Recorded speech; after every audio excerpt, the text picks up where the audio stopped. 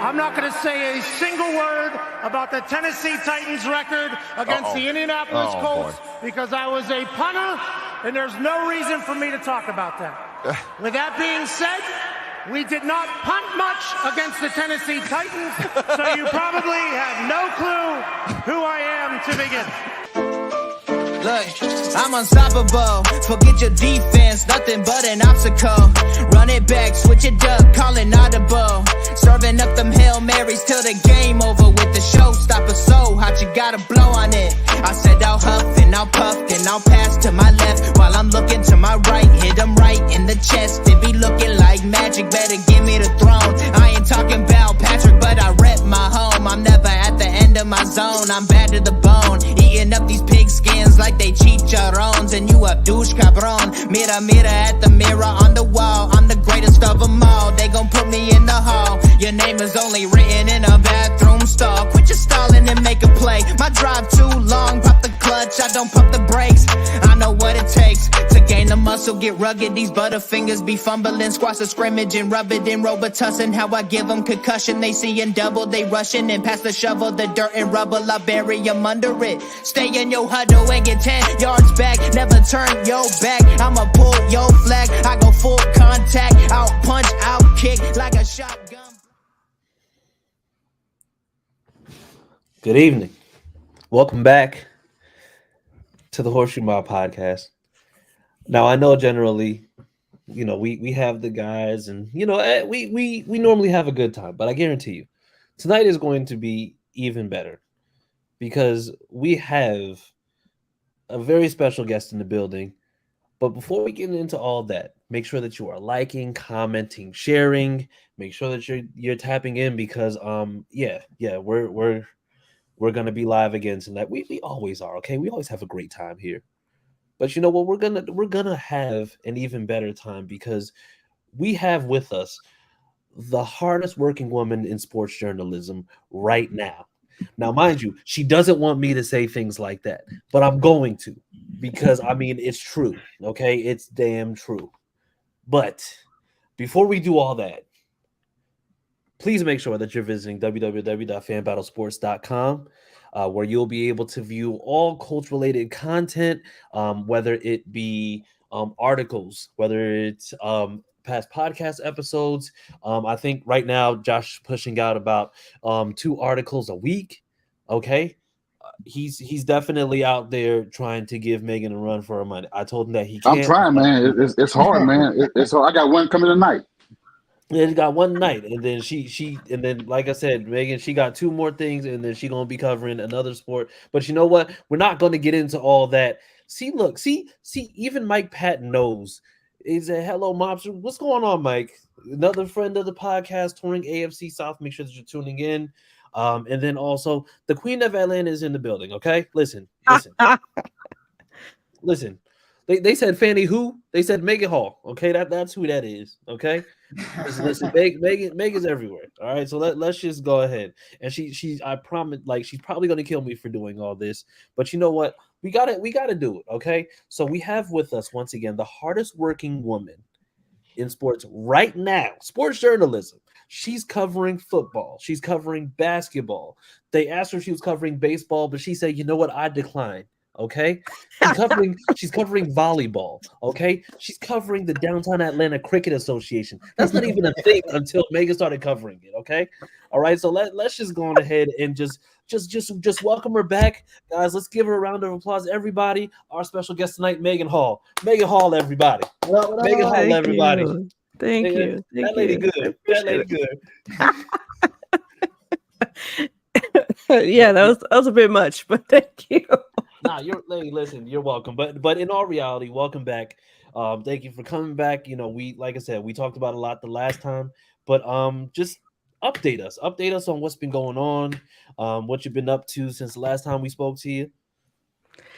Yeah, I think for me, what hasn't been going on is probably the better statement. I'll just kind of roll through all the things that I've currently been doing. I think for me, I've got, obviously, if you've been following me on social media, you know that I've been doing some freelance beat reporting for the Atlanta Dream. I've been really blessed to be able to cover the WNBA through that, through my own platform, and then partnered with the Atlanta Voice, which is the oldest Black owned newspaper in Atlanta. So really awesome to do that.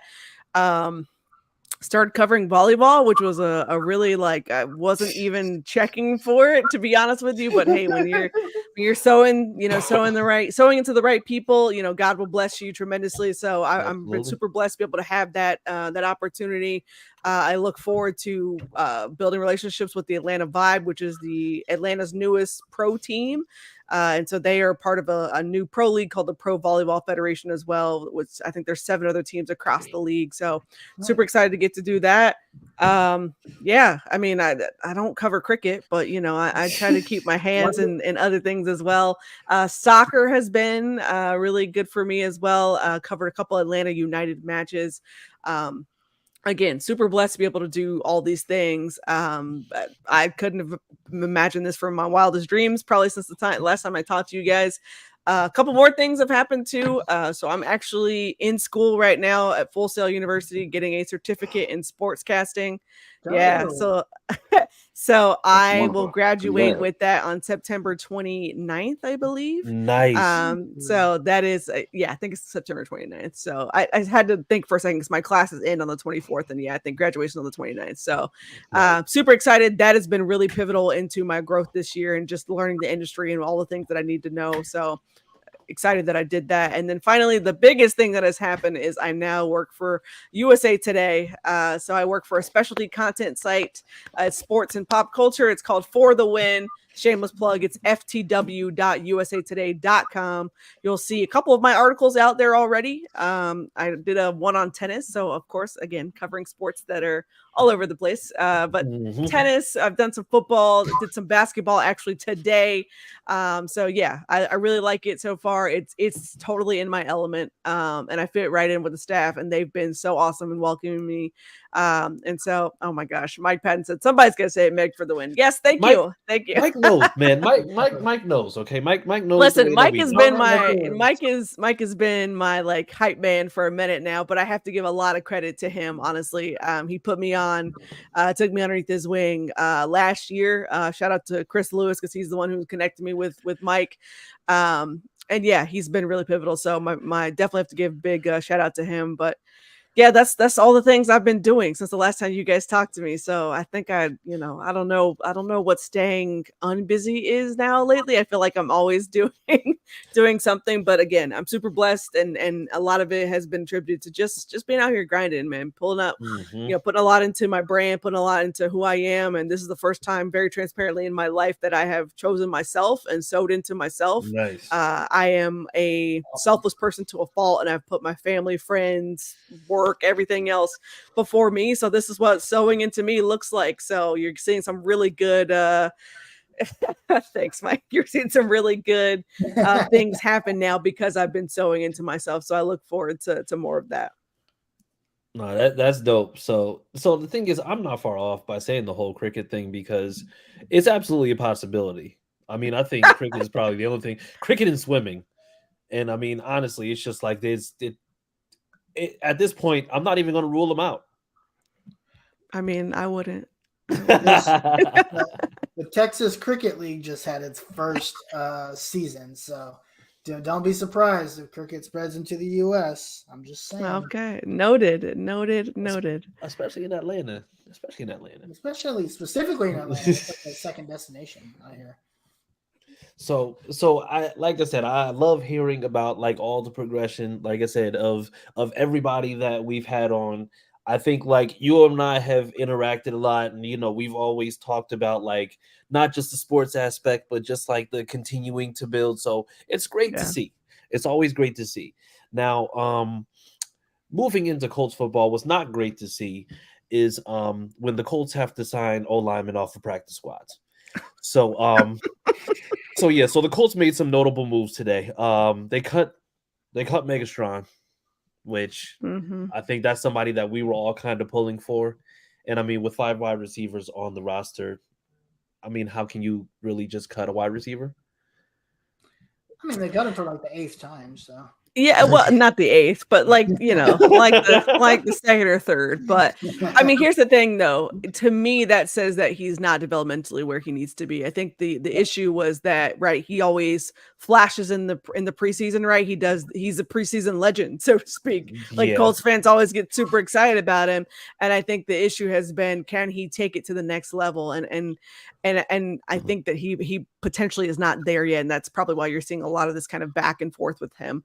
The guy certainly has the physical traits to be the wide receiver. Like he's huge. He's a big dude. But putting it all together, it can be very, very tough. And so I think for him, this is really tough to see. But I think it also, again, speaks volumes that the Colts would be willing to part ways with a wide receiver, knowing that they have some depth issues on the active roster. But keep in mind, there's also, 3 other wide receivers on the practice squad. I forgot. Juwan Winfrey got brought up. But there's still some other bodies there. So it's not a complete panic there. But if I'm Colts fans and I'm seeing this, I might be a bit concerned because the depth is not great beyond your top 4 guys. It's really not. And I think that's like the thing that's most shocking because, you see these moves being made. And I mean, these are some Ballard-esque moves. I mean, they cut Mike Strawn where wide receivers, we have very few. They signed Jack Anderson, who an O-lineman that was a 2021 7th round pick. I'm guessing that because Ballard picked him off a practice squad, he must be an Eagle Scout and does 1,000 hours of community service a year. I mean, it's just like that's like the people that Ballard had. Just like, what were his stats last year? Oh, he gave up like 50 sacks. Okay, well, what did he do for the community? Oh, he was golden in the community. Sounds like my guy. It's just like, sir, like. At what point are we going to get past this whole you have to be a Boy Scout for Ballard to sign you? Like it's just like I'll take a guy that's productive that has a little bit of a bad attitude every now and then, as long as he's not breaking the law. It's just like what at what point are we not going to continue to shoot ourselves in the foot by just getting people based on how many old ladies you walk across the street? I mean, the thing is, I think you have to get Ballard out of the bargain bin. I think that's really going to be hard for him to break. You saw it this offseason where he didn't sign a right guard, right? Didn't draft a right guard. Very high on Will Fries. We talked about this just not even that long ago, earlier tonight. And we were just, I think we're just frustrated with the fact that like Will Fries is the best answer that you have at right guard. Now let me say this. I am not quite sure what other conversations Chris Ballard could have, been in the offseason, right? It very well could have, tried, but it's not great, right? And there's not a ton of depth there either. A formidable depth, let me say that. So this is where you have to start to be concerned, especially because you saw the line wasn't getting very much push. On Sunday, your running backs had 25 yards combined. Your quarterback was the leading rusher. Like, it's just like, what is happening here? And I hope that the Colts will continue to till the roster and they'll make the roster better and be looking for those options. And it seems like, hey, Ballard obviously knows that this is an issue, but you continue to to kind of, again, shop in the bargain bin. And here's the thing, for all the picks that you have and that you can acquire, in my mind, now this is just me personally, I might try to go find a fourth or fifth rounder in a future draft and see what I can get for that, because that can't be worse possibly than you combing practice squads for a guy that could, plug and play on the roster. Yeah. We talked about it before, right? It's like his whole team building theory, and then he talks about how it's going to change. It hasn't changed. I mean, I don't know if you guys have noticed that. To me, it has not changed. It's still. I mean, I think he changed a bit in the wide receiver department. Like, he drafted Josh Downs, which that's not his typical, right? It's really not as typical at all. And that to me said, okay, like, hey, I'm willing to stretch a little bit. But he still kind of stuck to his, like, I love the fast, twitchy athletes all the way across the board. Like, you know what I mean? Like, Will Mallory, Blake Freeland, those are, you know, a tight end and an offensive lineman, but they're, you know, twitchy athletes for their positions. Yeah. You know, Juju Brents tore up the combine because of his athleticism. You know what I mean? Like, that's what he does. So I think for him, I would be hard pressed to see him, you know, kind of change that. So yeah, I mean, it just continues to be interesting, the decisions that are being made. I mean, there's really not much else you can say about it. And to your point, we'll talk about it later, but that run game was a big oof. And we'll talk about, again, if the run game was halfway decent, I think we have a shot at winning that game. Yeah, no, absolutely.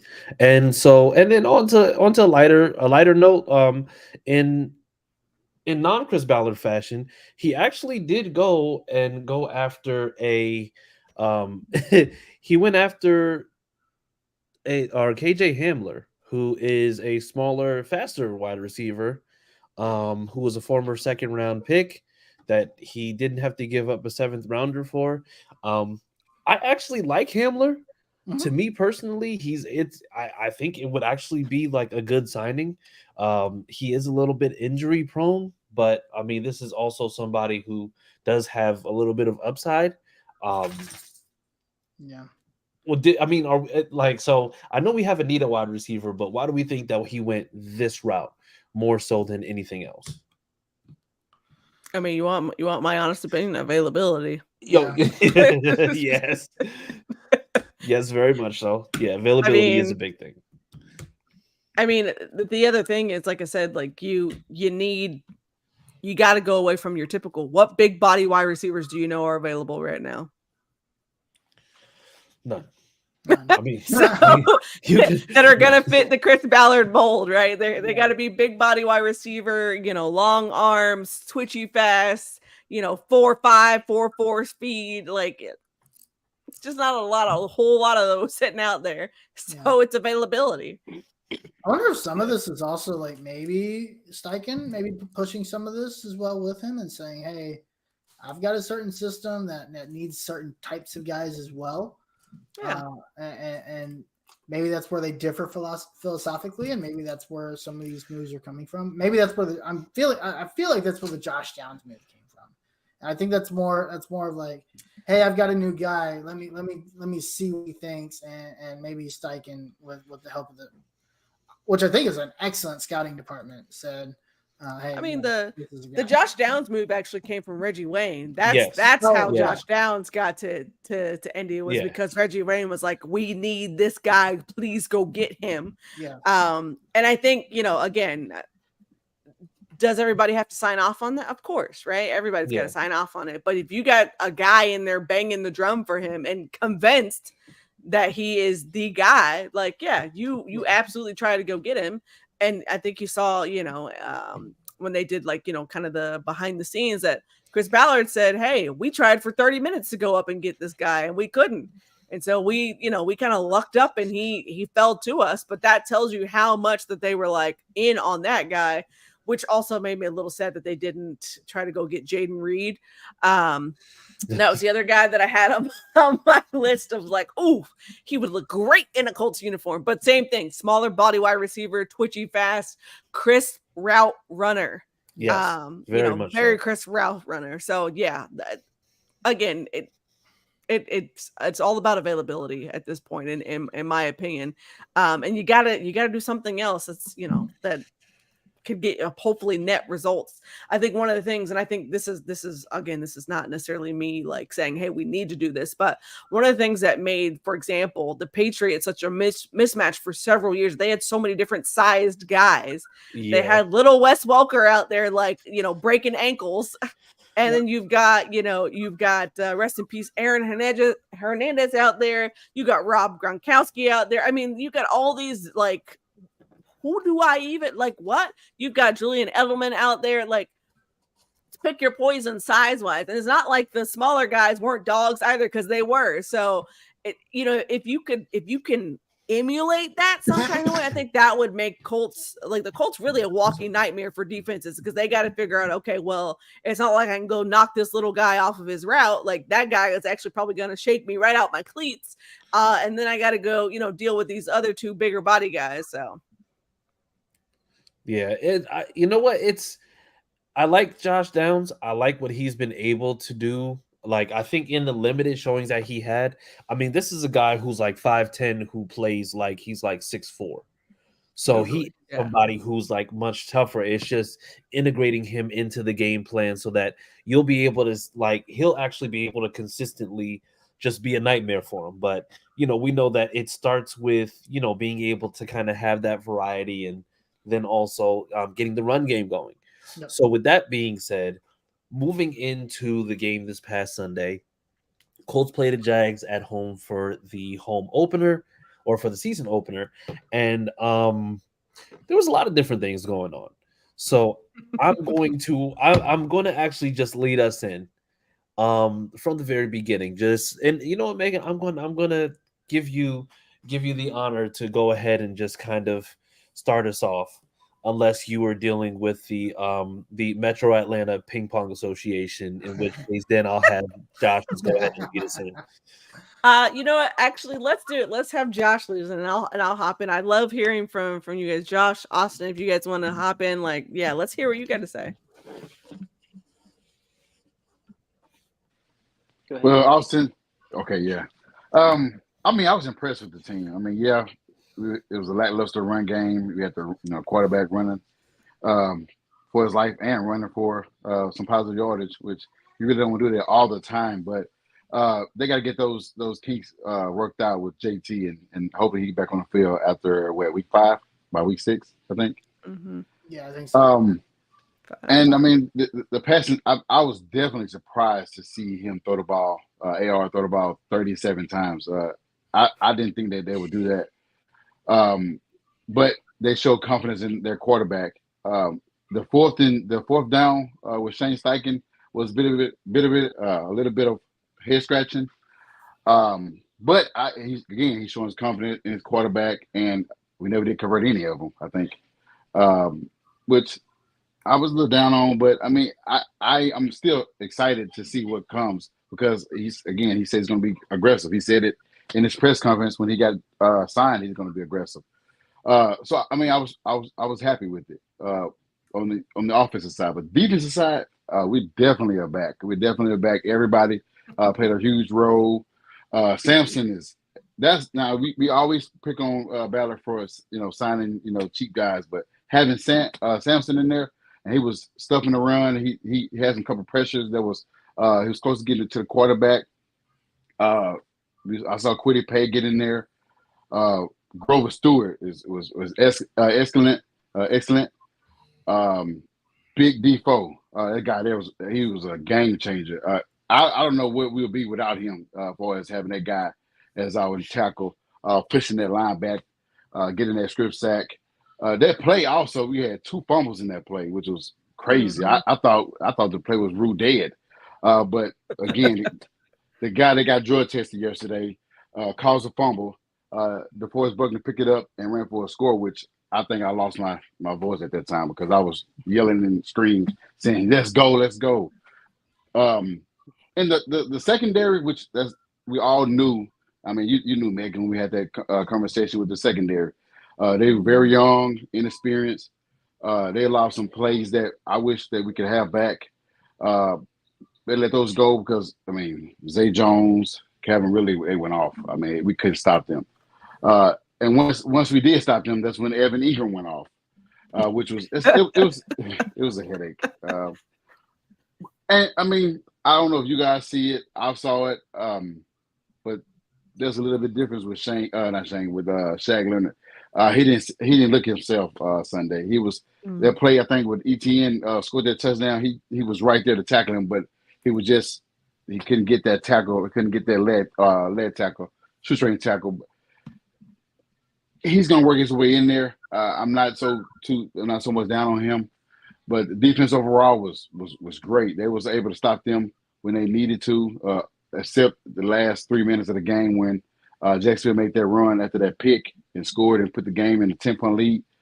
I was still impressed. I know everybody else is still down, but me, I'm happy. The only person that upset me was Deion Jackson. I don't know what was.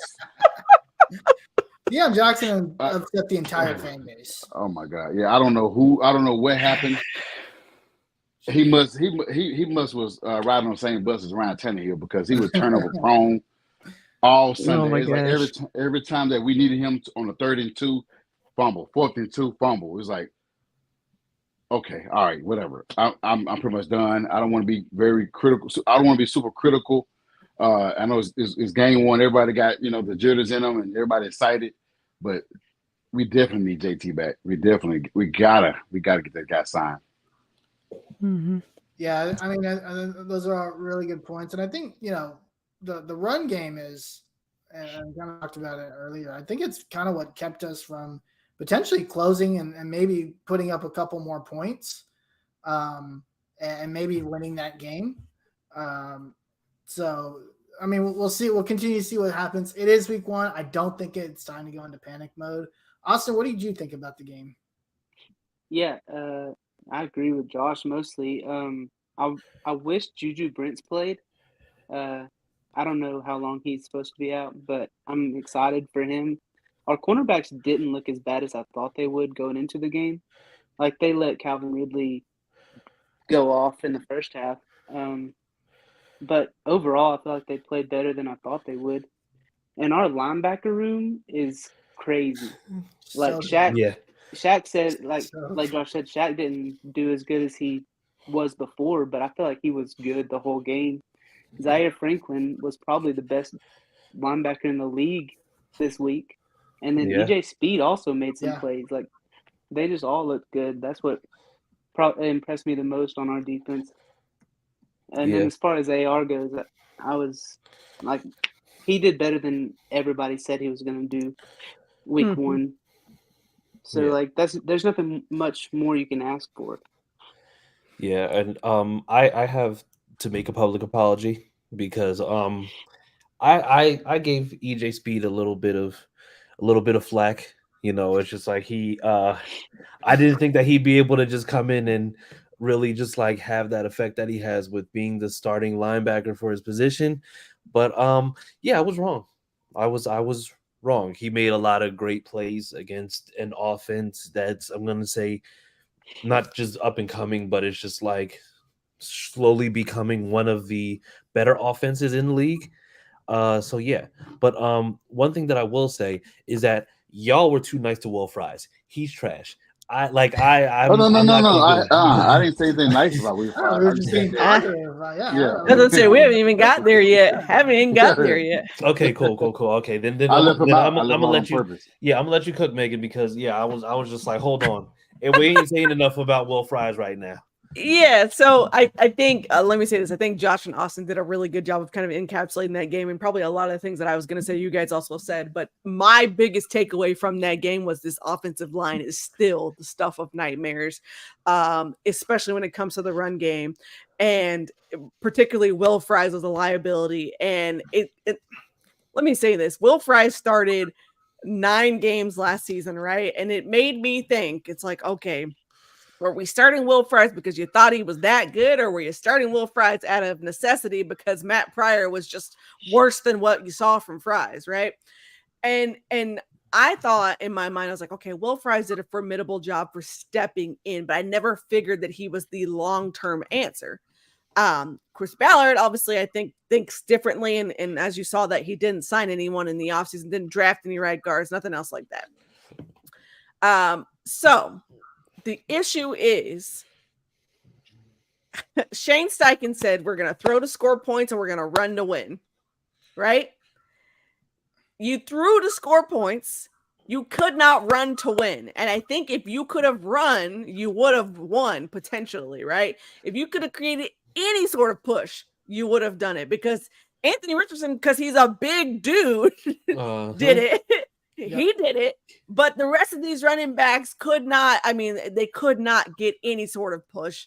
You have a 4th and inches, you can't get a push. these are the moments that I think made the tenure of Frank Reich very stressful, right? And you hope that these would get fixed with adding Shane Steichen. And I'm not saying they won't, but this first game tells you still got a lot of the same issues, different coaching staff, still the same issues. So in my mind, it's like, okay, if it's different coaching staff, then the roster is where I have to turn. And so this is where Chris Ballard has to look himself in the mirror and say, hey, we need more, right? We've got to figure out more. And I just hinted at it a little while ago is obviously, you know that you need this help because you are like still looking and like, hey, we'll sign depth here or there or whatever else. But the thing is, like, you have the ability to go across the league and say, hey, who's available? Call your buddies up, call somebody up and say, hey, who you got? What can we do to get somebody? Because now at this point, it seems odd to me that you would have, essentially all pros on your line. You have, an extremely highly paid Braden Smith. You've got Bernhard Raymond, who you lucked into, really had to throw out there because Matt Pryor again was that terrible. And Bernhard, of course, turned out to be great and really good for stepping in, right? But you still need a starter and you still need depth on both guard positions, really, to be very transparent with you. So in my mind, that was the biggest takeaway I had from the game, other than like, hey, this team's really young. Hey, they're going to need some grace, right? Like, hope your expectations aren't sky high through the roof because like this team's going to be fun, but they might not be able to finish games or win enough games, right? Totally cool and fine. It's a rebuild season. Cool. But at least you thought that this offensive line would look better. You still gave up 4 sacks, which is unacceptable. Yep. Now, thank goodness it wasn't any fumbles on AR's part, but that was part of the issue last year is that like Matt Ryan couldn't hold on to the ball because he was getting, absolutely drilled in the pocket and just letting, footballs go down the field. So in my mind, this is still a really major concern. I think your question was it better, Jags run defense, or was the rushing offense just that bad? Yeah, the rushing offense was just that bad. Yeah. I think that, there you go. Run defense was just that good, or the offense just that bad. Yeah, the offense was just that bad. You got a guy who's got more fumbles than he does yards per carry. That's when you're in trouble. Multiple fumbles in a game and you gotta go. Like, you absolutely gotta go. And I think, let me say this, Deion Jackson has been good in spots. He was good in the Jags game last year. He was good in the Broncos game last year where he was able to generate, but he's really largely been kind of boom or bust. He's not a guy that you would want in a game or in a season for 17 games. He's just not that guy. That's not his ministry, so to speak. So I would rather, you put in certain packages for Deion Jackson than trusting him with the football there. The other issue now is that you've got a banged up Evan Hull. He's going to be gone for 4 games. Zach Moss might get rushed back because you're in such a pinch and a bind. And the only guy that you could probably depend on is Jake Funk because you cut everybody else. Like, it's a hot mess right now at the running back position. Don't let anyone tell you it's not, because it is. And if I'm Jonathan Taylor, I'm pulling the Shannon Sharp and I'm like, see, like, look at this. Like, exactly. Insert the meme right there. Because I'm like, listen, like, y'all don't want to pay me, and I get it. Like, they do value him. Let me be unequivocally clear. They do value him, but they didn't want to pay him until after the season. I get it. It's a new system. You were banged up, everything else like that. But at minimum, this at least re-facilitates the conversations, right? Like, either you're going to stay or either, hey, we're going to move on from you either way. But either way, in my mind, this re-facilitates the conversation. It turns it back on because now JT's got a little bit of leverage. He's like, hey, y'all are in a bind. And if you had me, maybe I would have, been able to contribute. It's the same thing with Chris Jones in Kansas City. This is a franchise player, right? And I'm not saying that, Kansas City might have won that game, but heck, Chris Jones is a game wrecker by himself. He could have helped at those runs that the Lions were giving them and shredding them up. Same thing with Jonathan Taylor. Jonathan Taylor could have at least helped in this regard. It's a safety valve for your quarterback. Your quarterback in no way, shape, or form should be your leading rusher right there. So the Colts got some things to figure out here. Yeah, and you know what? It's I said it earlier, and I'll say it again. Jonathan Taylor was watching Deion Jackson fumble for the second time, and he's rocking back and forth, rubbing his hands together like Birdman, because he knows he's just like, ain't no way you're gonna sit here and say that this is actually like something that you can do. Right. And I think the thought process going into this was the fact that you would have Jonathan Taylor, who would just help with the progression of your young quarterback. And I'm going to say to a certain extent, it's just like I knew that they would do a lot of read option, that they would go with a lot of those things where even if the O-line isn't as good, you have somebody like Jonathan Taylor who can make something out of nothing. You don't get that from Deion Jackson. Deion Jackson sees nothing and gets you more nothing. And that's the reason why he ended up having 13 rushes for 14 yards. And it's literally, it's the 1 yard per carry and having 2 fumbles.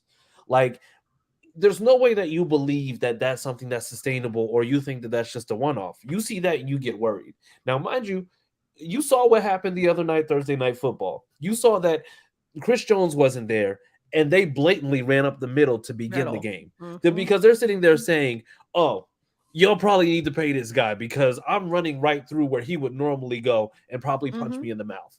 And the thing is, and this is the case too, because now you have teams that are just like, oh, you running with that guy?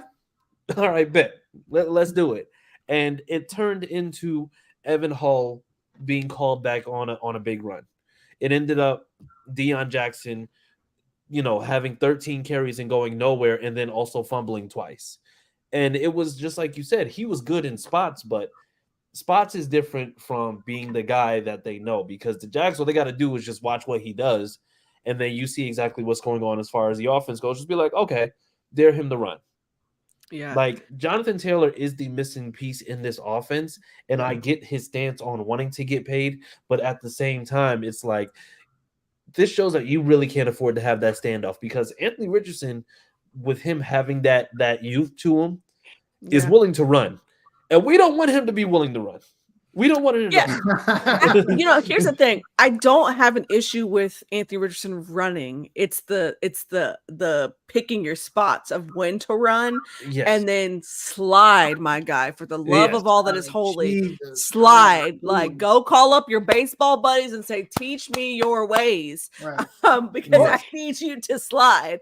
Or he eventually started running out of bounds. I'm fine with that too. Get your little 4 yards. Yeah, so run out of bounds. I'm cool with that too. I'm cool with that as well. Like, it very much reminds me, if you see Patrick Mahomes, like when he does run, he typically tries to get to the boundary and quick, right? Like he knows, all right, I need to get out of bounds. Totally cool either way. But yes, for the love of all that is holy, slide. This is the same thing I preached with Andrew Luck, who was also willing to go the distance, sacrifice his body for the team. But for the love of all that is holy, slide. Yeah. But I think this also puts the onus back on the Colts to say, all right, what are we gonna do here? Because this is a mess. And I was just thinking while you were talking, is that, to be honest with you, Deion Jackson has been suffering for a little bit since the back half of last season. He hasn't been as productive as Zach Moss was. Now, granted, it took Zach Moss a little bit to get going because he was coming over from Buffalo, and they needed to figure out what they were doing with him. But towards the end of the season, Zach Moss wasn't terrible at all. But I don't remember Deion Jackson standing out past the Jacksonville game, the second one. Past obviously we watched that terrific Broncos game. But there wasn't a whole lot of Deion Jackson is the guy.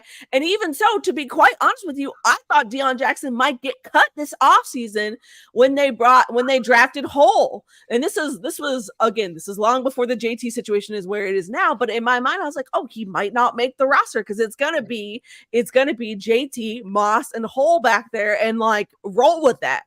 Yep. I mean, Hall's skill set is much more dynamic now. I think, and maybe I'm just prejudging this here, but Deion Jackson can be more explosive at times. But give me Evan Hall. He's a much bigger back. First of all, seeing him in person, he is sneaky thick, and I don't like calling guys thick, but he's sneaky thick. Hey, he's solid dude. I won't say it. I won't say it. But he's a solid. He's a solid dude. He's a very solid dude. He's like a little bowling ball kind of. But so I think in this regard, I really thought like, okay, hey, now you've got some really different backs going on here that could really help this backfield. And I really thought, okay, Deion Jackson's probably not going to be on this roster, but lo and behold, you're in the JT situation. And now, yes, thank you, Mike. I'm about to say pause. Like it's just, I mean, he's a solid dude. Like, let me say this. When I went to Colts training camp, I remember texting, I was texting some of my husband and friends, and I was like, oh my goodness, NFL players are a whole lot bigger than you think they are in person, because my goodness, today, Grover Stewart, large human being, DeForest Buckner, large human being, Quiddy Pay, huge human, like these folks are huge, and he's no longer on the roster, but Dan Skipper, the right tackle that was out there, ginormous human being. Like, you underestimate just how big these guys are because you see the 5'8", the 5'9", that sort of thing or whatever else, but weight looks different on everyone. So yes, Evan Hall is a solid dude, solid sized dude. But again, to that point, like the Colts are in a predicament now. They've got to figure out what they're going to do with this running back situation. And if I'm them, maybe I call Kenyon Drake back up and say, hey, dude. I was going to say that. Yeah. Be like, hey, man, we messed up. Okay, listen. It was us. It wasn't you. I mean, you got to hit him with the hey, big head, like kind of text, right? And see what's up.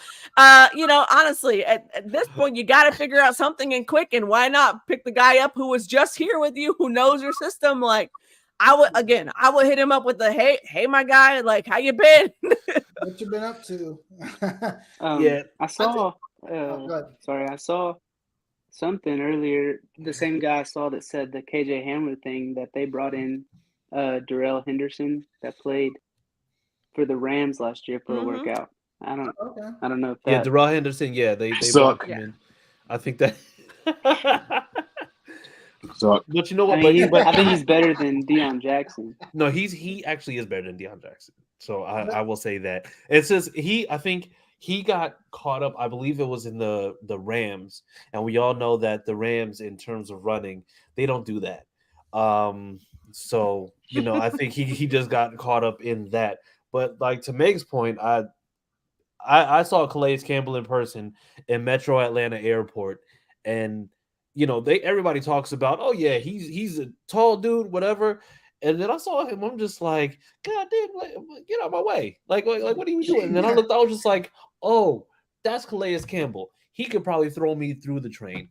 I'm just going to sit here and mind my damn business, because he is he's a massive human being. Like that. I think one interesting thing that I do want to call out was my biggest concern was like, how did this team play throughout the game? Because the one thing that we all know what happens, and this is probably one of my biggest takeaways, Frank Reich's teams, what they do, we've seen it 6 years in a row, that they come out flat, they come out just lethargic, they're 3 and outs, they're very not at any point during this game did I think, man, this team is just not getting it right. They go 3 and out the first series. They come right back that second series, I believe, and they go right down the field and score a touchdown. Yeah. I mean, that's different, right? Yeah, I think the preparedness is something I did notice. And I think Steichen, honestly, because this is something else Frank Reich failed to do, I think Steichen did a great job of setting AR up for success. Right? Yeah. I mean, he talked about it in his 4 pillars that he wanted for the team. One of those is preparation. Yep. Yeah. So, if you think back to that, like listen, Steichen strikes me as the guy who's going to do what he says, right? Like he's going to preach those sorts of things. And I think that you saw a Colts team, to your point, you saw a Colts team come out and immediately answer.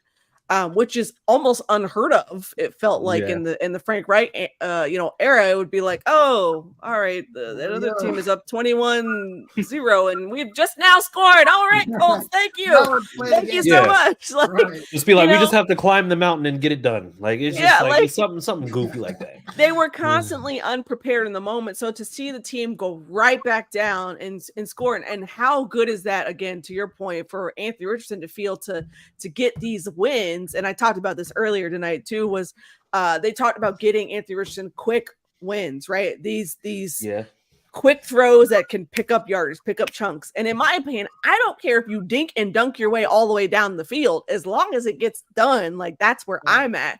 It doesn't have to be these huge dynamic throws or these dynamic crossing routes. And I don't care, as long as you are getting positive yardage. You saw Michael Pittman Jr.'s touchdown was a screen, which I was like, what?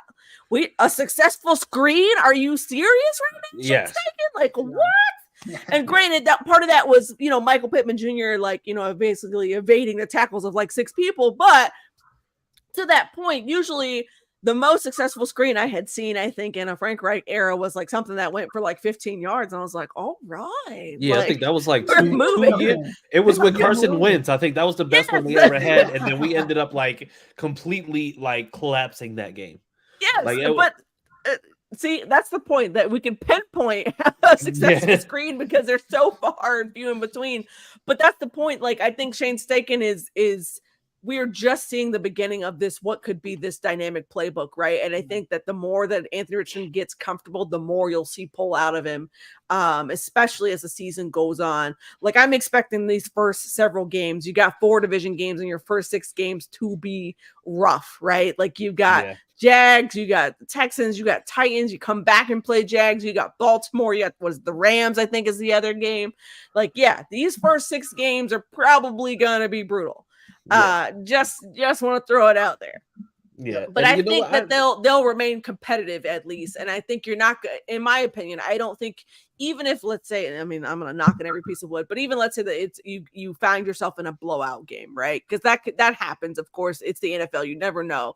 But I think you would still see the team be competitive, and that's what you saw the Eagles as well last season. Even in games where they felt like they weren't in, they're getting their teeth kicked in, they were always fighting back, finding ways to get back into the game, and eventually end up winning some of those games because, of course, they had the dynamic plays and the players to execute them.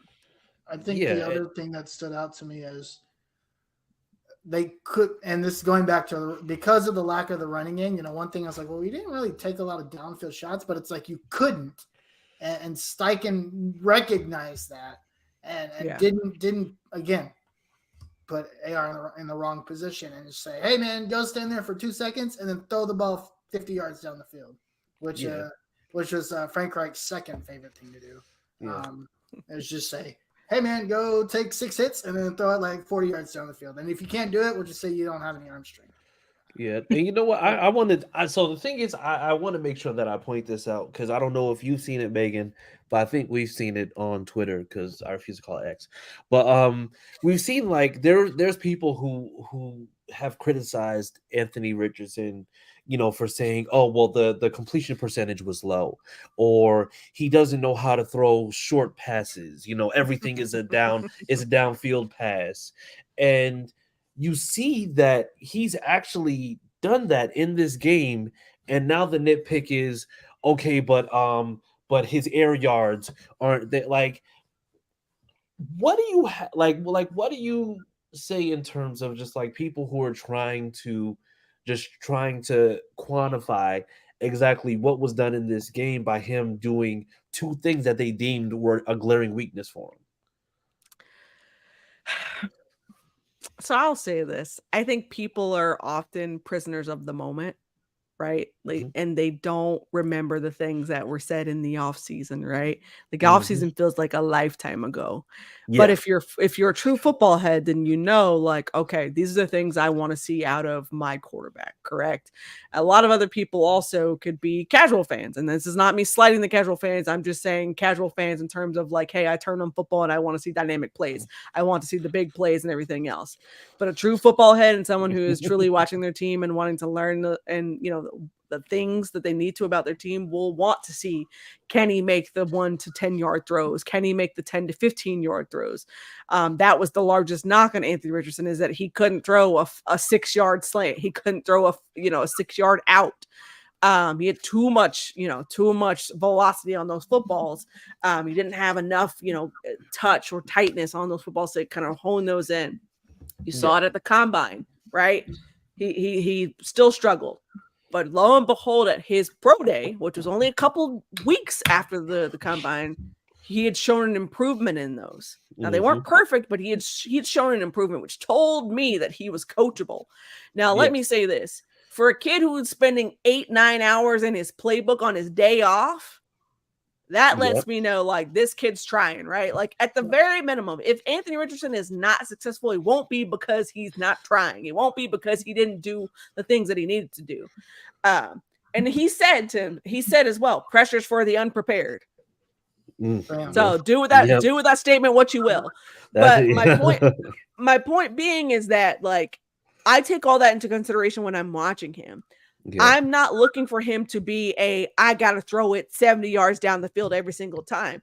Does Anthony do that beautifully? Yes, that's his best thing. But you want to get better. You want to be great. You work on the things that you are not good at. You work on the things that are not your best.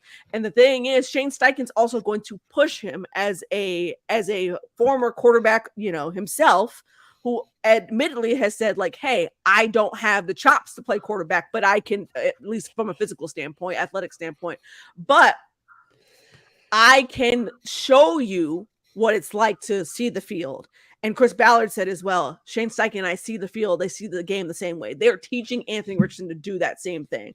So I have no issue with Anthony Richardson taking, a 10-yard pass, a 15-yard pass. You're not going to get, again, 10 passes down the field that are all 80 yards.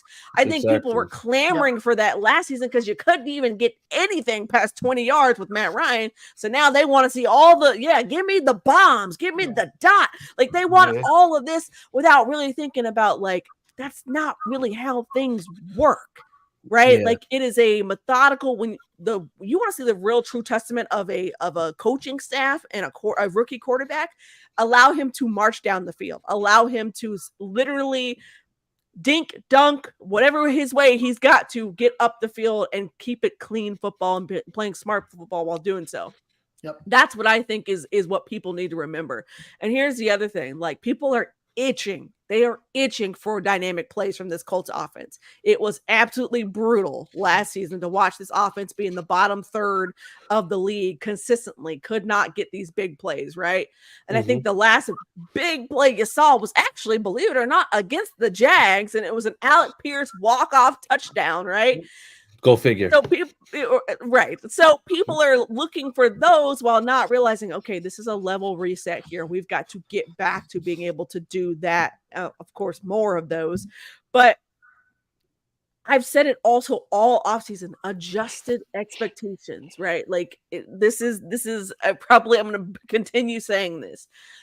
The expectations have to be here. They cannot be Andrew Luck levels. They can't be Peyton Manning levels. Like, he is Anthony Richardson. He had 13 starts before now. You knew that. You knew what it was when you signed up.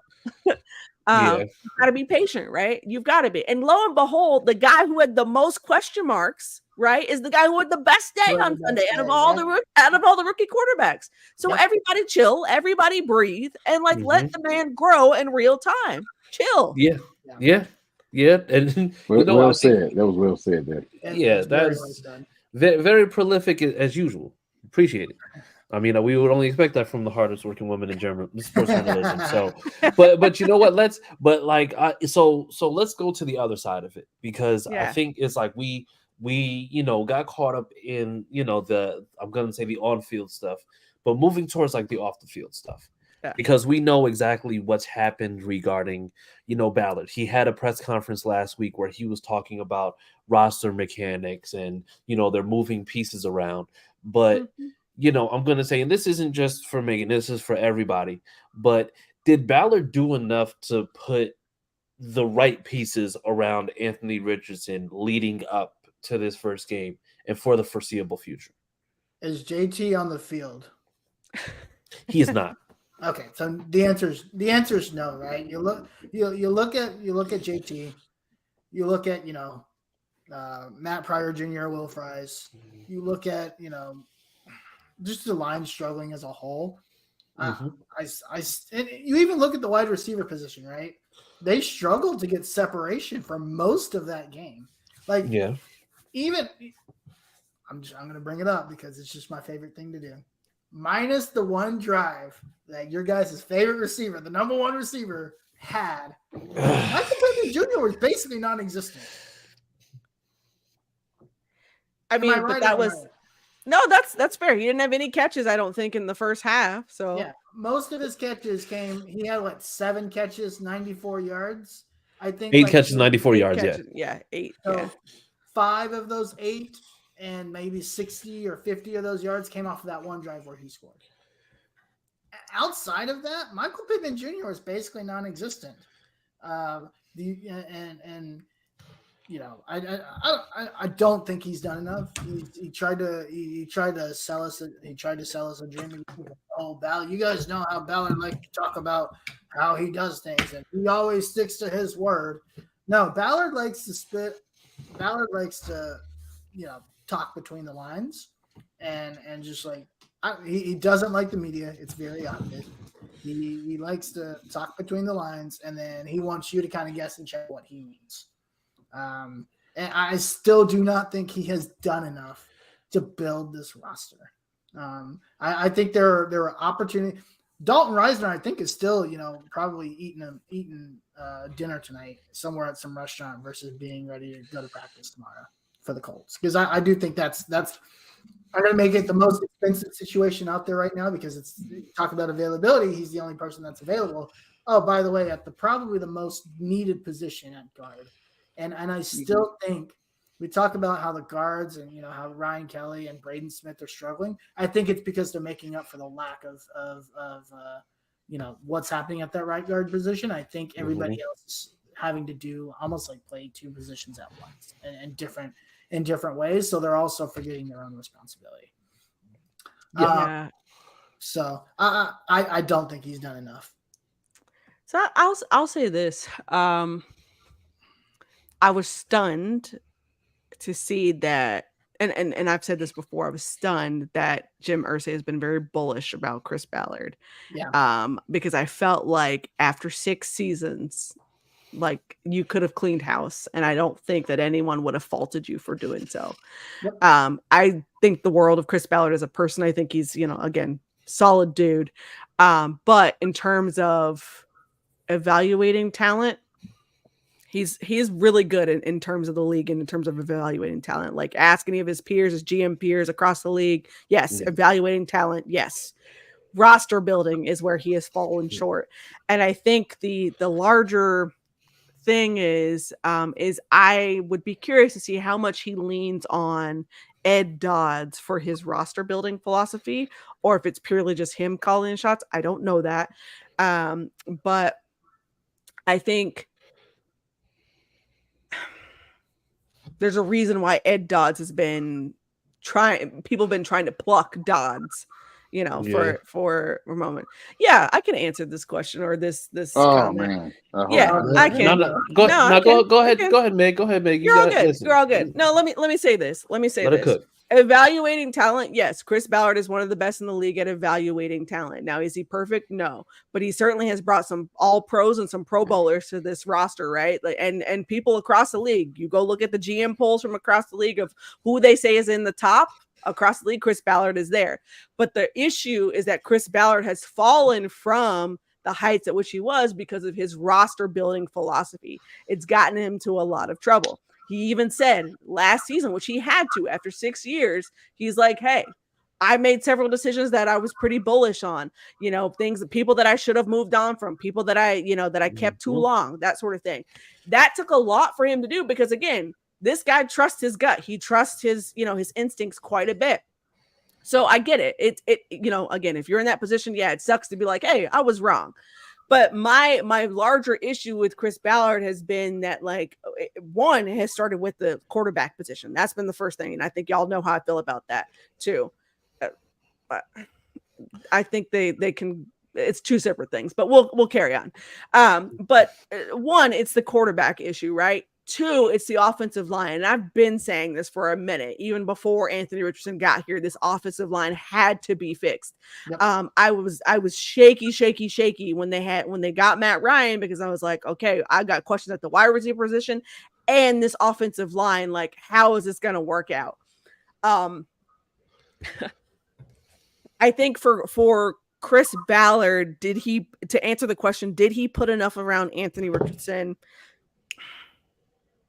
I might agree with you. I might say no as well, for the simple fact of there are not a couple things. So the Colts have been wildly successful when they've had two tight end sets, right? Rarely do we see two productive tight end sets. I haven't seen it since the days of Kobe Fleener, so to speak. Throw that out there. But they're successful when they're able to do that. The problem is they haven't figured out that formula yet for the Colts. Yep. That's one thing.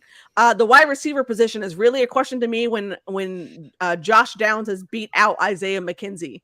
So it's really interesting. Chris Ballard obviously selected Downs. Reggie Wayne had the ear of Chris Ballard about Downs. He goes out and gets him. He also picks up Isaiah McKenzie as a veteran presence to help, that sort of thing. But Isaiah McKenzie cannot beat out Josh Downs for the slot receiver role. So that is another what? Okay. So I think that, there's not enough there. And then here's the other thing. I've said this for a couple of seasons now too. If Jonathan Taylor were gone tomorrow, which obviously we know he's not here, what were the Colts going to do at running back? That has been my thing for quite a while now. And I thought maybe, okay, hey, Evan Hull could be that answer. He's a dynamic back. He's got special teams experience. He's got receiving abilities as well. He's the yin to JT's yang. But now Hull's even out with the injury. Obviously, you can't account for that. But the problem is anything past that is just not great either. Zach Moss out with an injury. He's probably your most formidable guy. So it's a hot mess from that standpoint. And here's the other thing, and I think that people don't talk about it enough, is that Chris Ballard has a unsightly knack for getting players who just rack up injuries. And I don't know if this is a Colts training staff sort of thing, which I don't want to blame the training staff, but I really think it's more so on Chris Ballard, and it's just unfortunate luck as well. But it's at some point it's got to fall on someone, and I think it falls on Chris Ballard because it continues to be that problem. So I think his ability to evaluate talent is slowly dwindling away from the upper echelon it was from when he drafted a Shaquille Leonard, right? Yeah. To the point now where it's got us even questioning, has Chris Ballard done enough? And I think that's really where people have, I think Undisputed's, comment is are you sure about him evaluating talent? Yeah, he's still a pretty good talent evaluator, but it's quickly going down now. And if this Colts team completely is a raging dumpster fire this year, yeah, don't be shocked. And I've said this too. Do not be shocked if Jim Irsay comes back on his word and says, "Hey, Chris Ballard, you're out of here."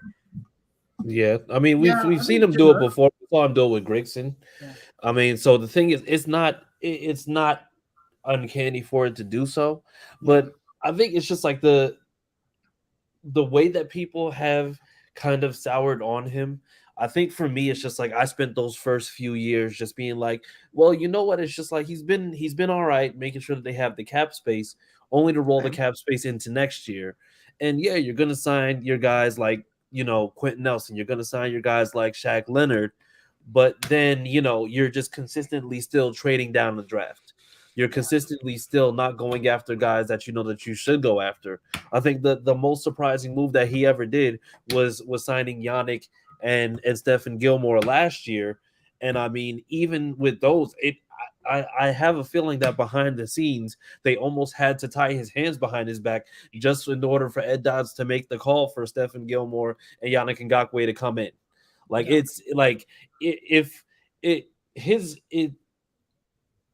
I'm gonna say it's just he gets these guys who have this tremendous upside, but for some reason or another, you have to absolutely be a Boy Scout. You have to be somebody with the high character. You have to do this, that, and the other. And it's okay, I get it. You want to get somebody who has that good character, who has that good upbringing, that good background. But at the end of the day, you know, you need to be drafting guys based on what they're doing on the field and how they're producing, and not what truly their character is. I mean, unless they're just sitting there have more arrests than touchdowns in college, then of course you're going to stray away from guys like that. But right now, it's just like, I think there's a balance in that. Like, you do need your high character guys that can lead your locker room, guys that can do, but you need your dogs. We don't have any dogs on this team. Anthony Richardson might be the one. You have Shaq right now. I mean, you got DeForest Buckner, you got Grover Stewart, dog. Yeah. I just feel like there's no good balance. I think there was one comment made about don't forget that he's lost a Hall of Fame court. That was 5 years ago. Can we get off of that now? Like, that was so long ago. Yeah, today was his birthday. Happy birthday, moving on. I mean, but that was my point too, is that like you can't use that as an excuse anymore. And I think Undisputed had said in the comments there, when he didn't draft a quarterback in 2020, he should have been fired. Then I let me say this. I don't know about fired, but certainly it's been on my like radar since then, is like, I absolutely am all in on DeForest Buckner, right? Like, DeForest Buckner is great. But if I had the opportunity to go out and draft a franchise quarterback, I'm not taking the Buckner trade. I'm going to go get a franchise quarterback, because you know who was in that 2020 draft? Jalen Hurts, Justin Herbert, Tua was in there. Like, there's plenty of like Joe Burrow. They were all in that draft. Like, you could have gone up and gotten someone. And he even admitted later that he's like, oh, well, if there was ever going to be a draft for us to move up and get one, it was the 2020 draft. And so I'm like, how long did you think you were going to go without a franchise quarterback? And I get it, right? Like, getting a franchise quarterback has to be right, which is what he said all season. We got to get it right. It has to be right. Like, blah, blah, blah. Like, right. Okay. I totally get that. But in the end, like, you got a lot of grace for not getting it right. Like, a ton of grace for not getting it right and plugging people in. So in my mind, I think you were in your own head about not getting it right and just didn't want to pull the trigger because you didn't want to be wrong. But this franchise couldn't afford to go that long without a franchise quarterback. And now you've gone, you know, what feels like a lifetime without one to finally get one now. And now you got to start all the way over from, you know, from the bottom. Yeah, but you know, but I think one point of contention for me is the fact that if he goes and drafts a quarterback in that draft, I don't think that he puts them necessarily in a good situation, because we've seen that he's not willing to go after those guys who you would consider like those dogs, right? Like, the thing is, you go and you get Joe Burrow, and then what do you do the year after? You get Jamar Chase. Like, you get Tua, and then what do? You get aggressive. You trade away a bunch of picks. You end up with Tyreek Hill. You end up with Jalen Waddle. You end up with all these pieces to put pieces around them. And no matter what, even with the quarterback situations that they've had in this time, the best two receivers that we've had, and mind you, this is from a stats perspective, Michael Pittman Jr. has went over 1,000 yards one time. And that time that he did that, the second best receiver after him was Jonathan Taylor. After that, Zach Pascal had about 300 or 400 yards that season, and then everybody else, they read off a bunch of just absolute mediocre stats. I think this was the first year, or matter of fact, last year and this year were the first 2 years in a row where he actually invested some higher picks in wide receivers.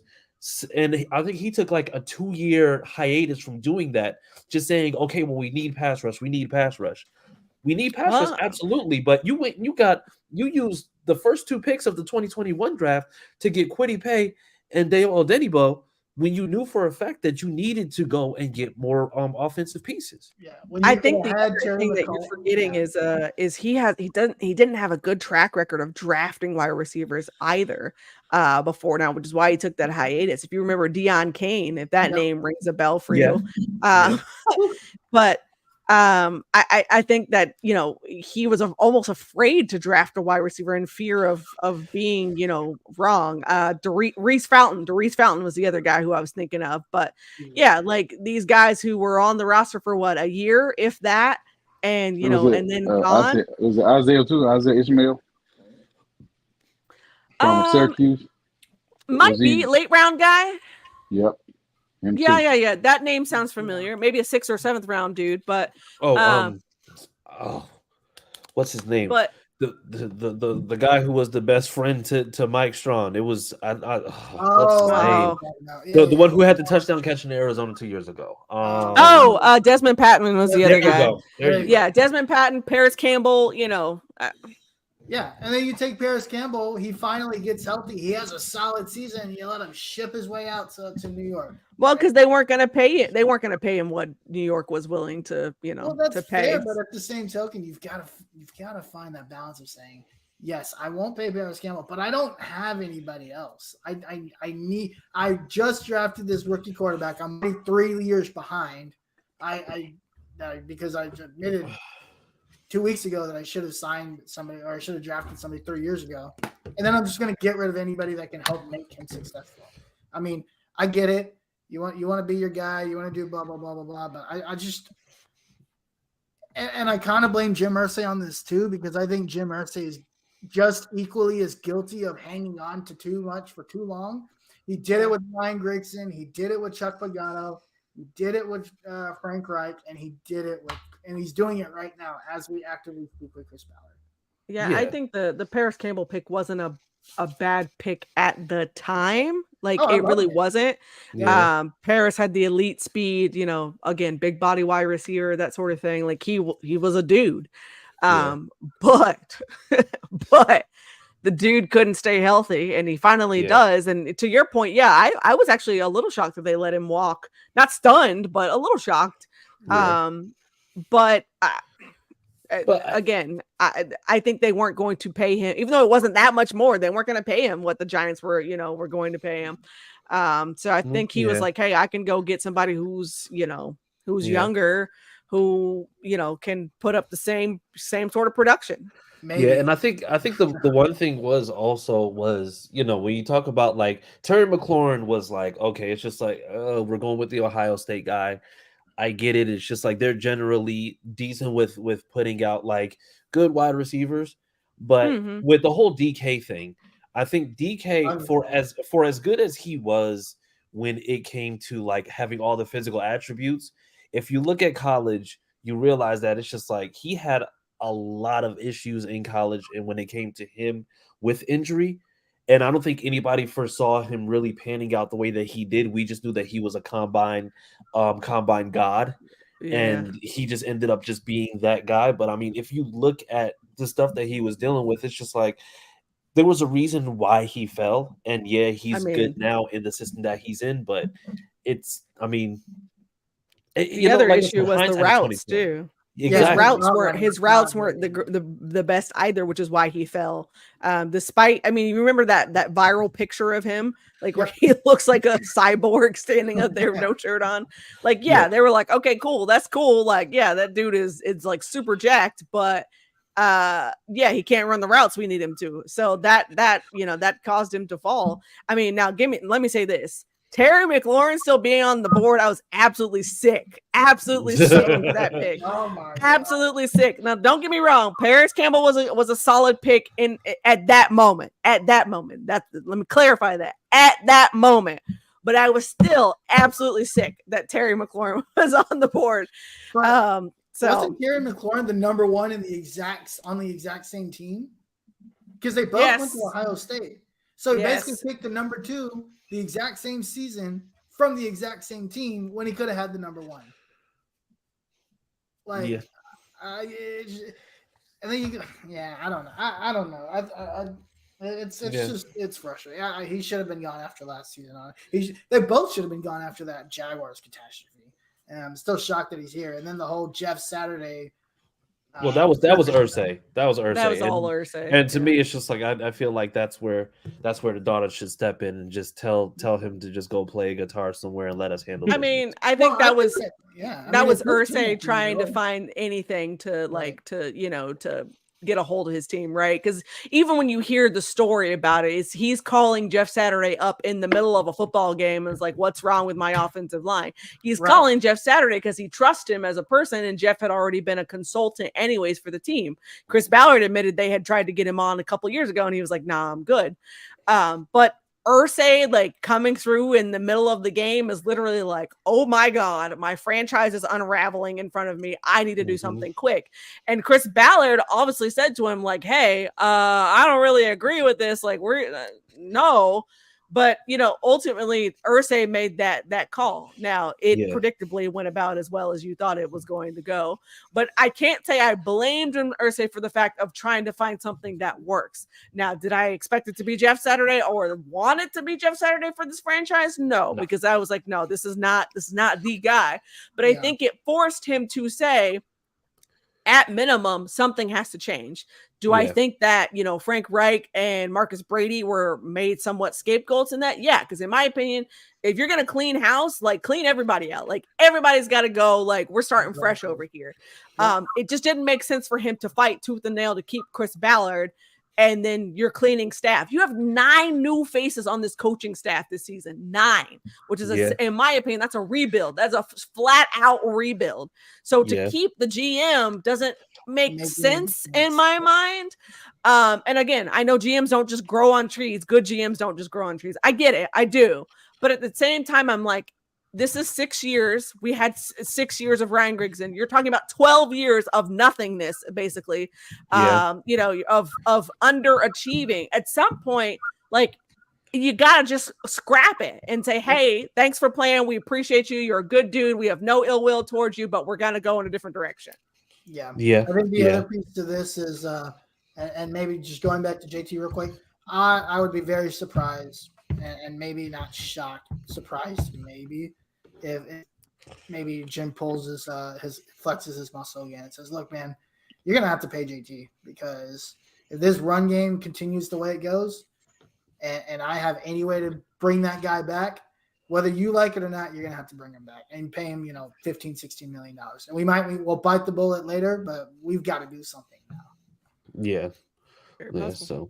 So now we're really quickly, because like I said, I know that we've had fun, like it was advertised. So, to the people, you're welcome. Okay. So with that being said, we are actually just really quickly. So Colts versus Texans this week. First game is going to be in the home owned by T.Y. Hilton. Shout out to the Ghost. So quick predictions. Okay. Like I said, are we looking at what's going to be a shootout? Are we looking at something that's going to potentially be a battle, like kind of what we saw with Jacksonville? I'm going to say I'm going to start with Austin, and we're going to go counterclockwise, at least to what I see, because I don't know what your screens look like. But we're going to go to Austin, then we're going to go to Megan, Josh, Harish, and then back to your boy. So just the score? No, well, actually, no. Give us the prediction whether or not it's going to be a shootout, blowout. Just like I said, down to the wire, and then score. Yeah, so I think we're gonna try to open the playbook up a little bit more. Obviously, not throw it all out there. AR is gonna hopefully play how he played or better, and we're gonna win, and it's gonna be 20-9. Dang. Oh, so wow. They go another week without scoring a touchdown. Yeah. Hey, wow. I'm with it. I like it. All right. I like it. You said 20-9? I like it. Austin. I like the energy. Megan, what about you? What you got? Oh, yeah, all right. Y'all probably not gonna like this, but I have the Colts losing this game. I have it very, very close though. I think it's gonna be an ugly game, to be honest with you. You got 2 rookie quarterbacks who are still trying to learn. I think this is going to be about who outlasts the on the defensive side of the ball. I would love to think that it's going to be the Colts, but that secondary just so young.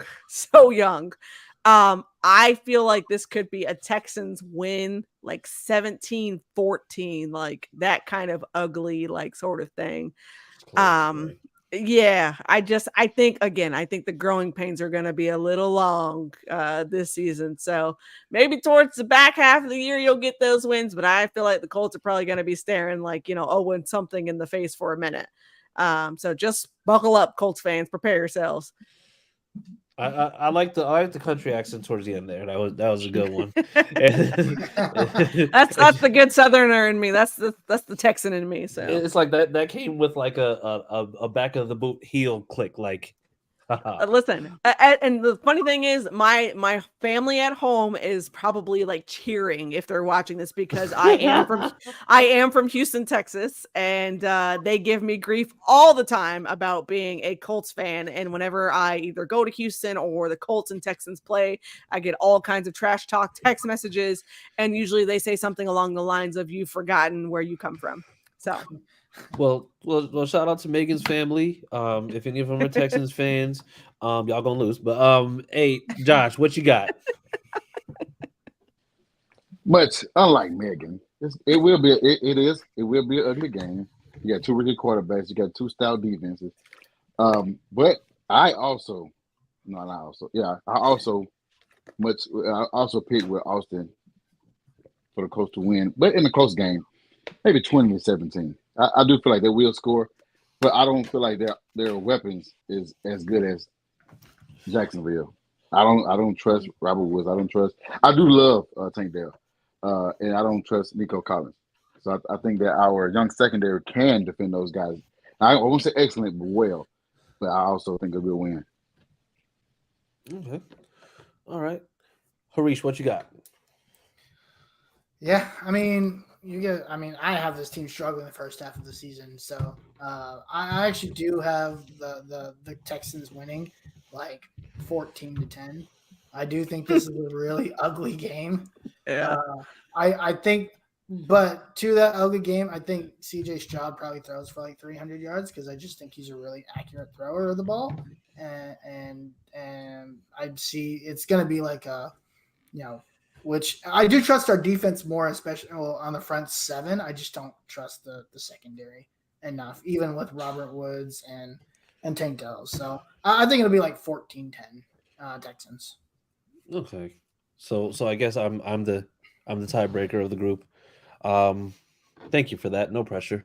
So like I said, it's two different situations.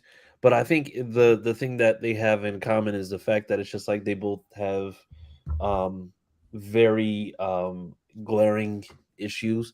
One of them is the Texans. Their O-line right now is Laramie Tunsil and whoever the other four guys are. They had to bring in somebody who I think the Texans fan base just doesn't like as a whole in terms of protection. And actually, he's at right guard too. The Texans might just be like damn near the same team. One thing about the Texans is that I do like Derek Stingley. I feel like he's pretty good for them in the secondary. I don't see a lot when it comes down to the linebackers. I mean, that's just the way that I see it. They got Jalen Petrie too in the secondary. I know they got Jalen Petrie, but I know he was hurt. Yeah, he's got a bruised lung, so he may or may not play, but we'll see. Oh well, damn. Well, get better soon, but take the week off. I don't know if you guys knew that, but he had gone to the hospital. He's released, but or something. Yeah, it's a bruised lung.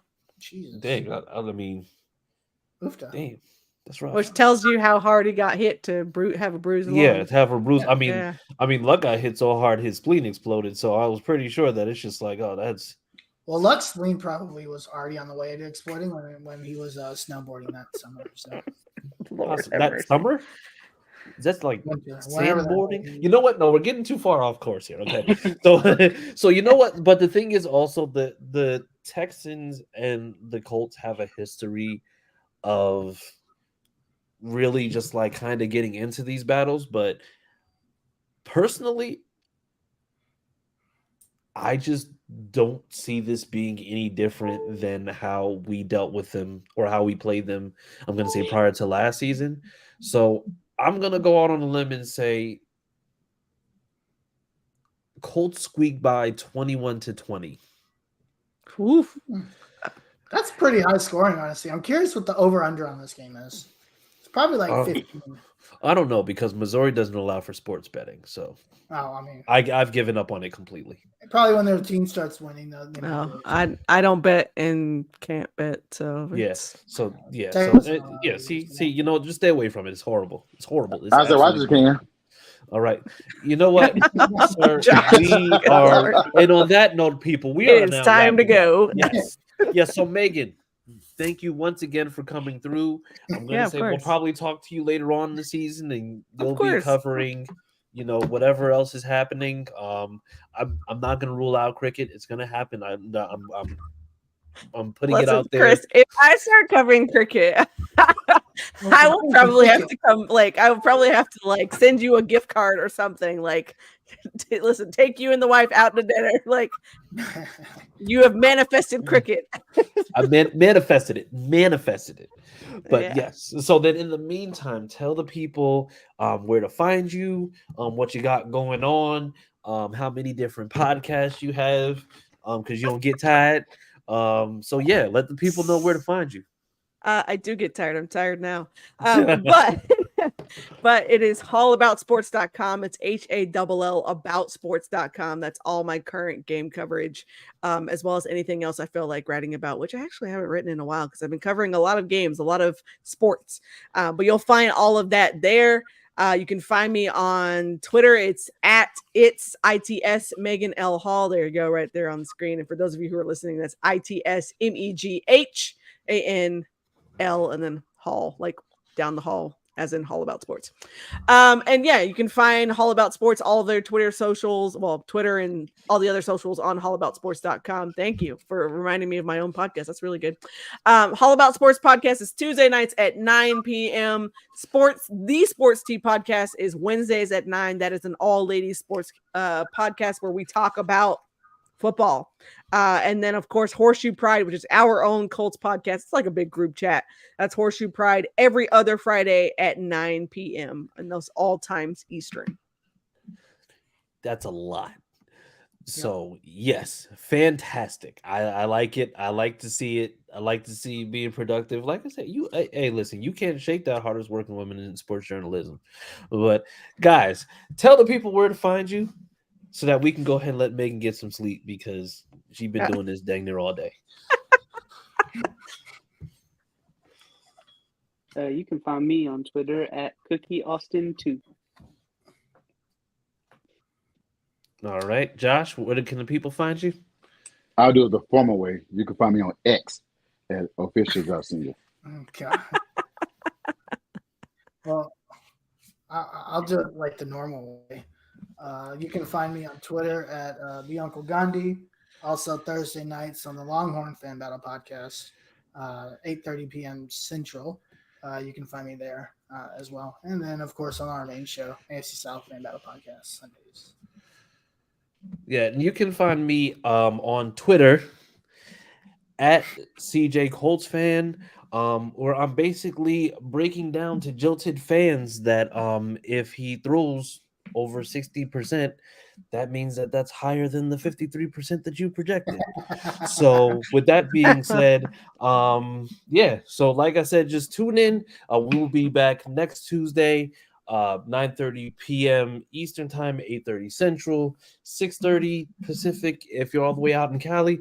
But yeah, in the meantime, have a great evening, and we will see you after week 2. And as always, please remember, most importantly, Sam loves Jalen Ramsey.